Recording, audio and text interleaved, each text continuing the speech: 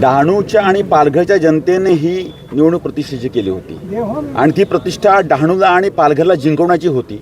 त्यामुळे इकडे डहाणूकर जिंकलेले आहेत, इथे पालघरकर जिंकलेले आहेत. डहाणूकरांचा आवाज बनून राजू माच्छी हे केवळ एका पक्षाचे प्रतीक नव्हते, डहाणूकरांचे प्रतीक होते. डहाणू जनतेने त्यांना विजय मिळवून दिला आहे आणि अहंकाराचा नाश केलेला आहे. राजकारणामध्ये अहंकार हा कधी पुढे जाऊ शकत नाही, विनम्रता माणसाला पुढे नेते. आणि विनम्र डहाणूकरांनी डहाणूच्या राजू माच्छीने निवडून दिलं आहे आणि पालघरच्या उत्तम घरात निवडून दिलेलं आहे. त्यामुळे सर्वच्या सर्व श्रेय या डहाणूच्या आणि पालघरच्या जनतेचं आहे.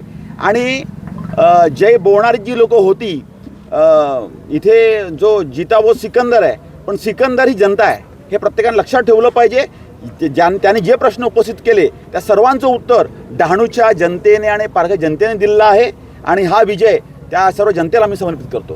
पालघर आणि डहाणूमध्ये ज्या प्रचारसभा झाल्या त्यामध्ये मुख्यमंत्री असतील, उपमुख्यमंत्री असतील यांनी सुद्धा एकमेकांवर टोलेबाजी केली. अशा परिस्थितीत हा विजय मिळाला आहे. शिंदे साहेबांनी आश्वासन दिलेलं की मी गुलाल उधळी नक्की येणार. शिंदे साहेबांशी मी आताच बोललो, शिंदे साहेब नक्की येणार आणि आम्ही कुठल्या पक्षाच्या विरोधामध्ये बोलणार नाही.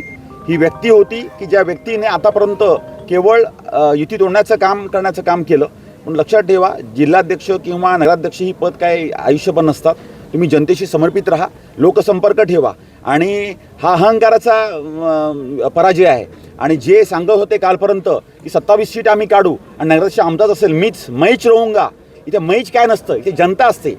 जनता ही डहाणू जनता ही हुशार जनता आहे. आणि पालघरच्या आणि डहाणूच्या जाहीर सभेमध्ये शिंदे साहेबांनी एक वाक्य सांगितलं होतं, हा राजू माच्छी हा राजू आहे, हा नगराध्यक्ष नाही, हा डहाणूचा सेवक म्हणून काम करेल.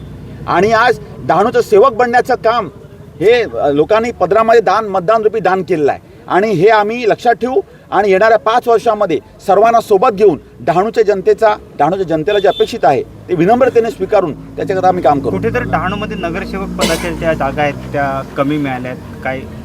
नाही बघा, त्या दिवशी काय लीडर असतो ना, ह्याला महत्त्व आहे. आज राजू माच्छींना डहाणू जनतेने बनवलेलं आहे. आमचे जे पराजय झालेले लोक असतील तेही आमचीच लोक आहेत. शेवटी जिंकणाऱ्या प्रत्येकांचंच मी अभिनंदन करतो.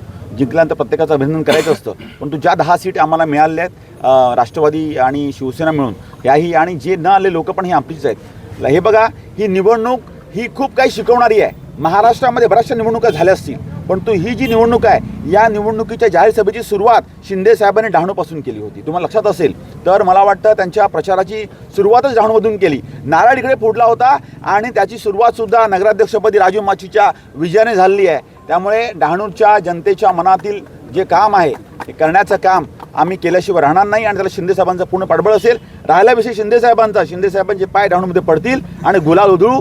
आता ह्याच्या पुढे गावाच्या माध्यमातून आम्हाला गुलाल उधळायचा. नगर परिषद पालघर आणि डहाणू या ठिकाणी मोठा विजय मिळवला. आता येणाऱ्या जिल्हा परिषद त्या ठिकाणी पुढची गणित काय? मी अहंकाराची भाषा करणार नाही, परंतु येणाऱ्या जिल्हा परिषद आणि पंचायत समिती निवडणुकीमध्ये सुद्धा पण पक्ष जो आदेश देईल त्याचं तंतोतंत पालन होईल आणि अधिकाधिक संख्याबळ मिळवण्याचा प्रयत्न असेल तेव्हा सुद्धा पालघरच्या जिल्ह्याच्या जनतेला जे अपेक्षित आमच्याकडून आहे तेच करण्याचा आम्ही प्रयत्न करू. आणि जिल्हा परिषदेमध्ये सुद्धा एका मोठ्या बहुमताने आम्ही घेऊन आणू. पण तो बहुमत हे आमच्या स्वार्थाकरता नसेल तर पालघर जिल्ह्याच्या जनतेच्या स्वार्थाकरता आम्ही निवडून आणू.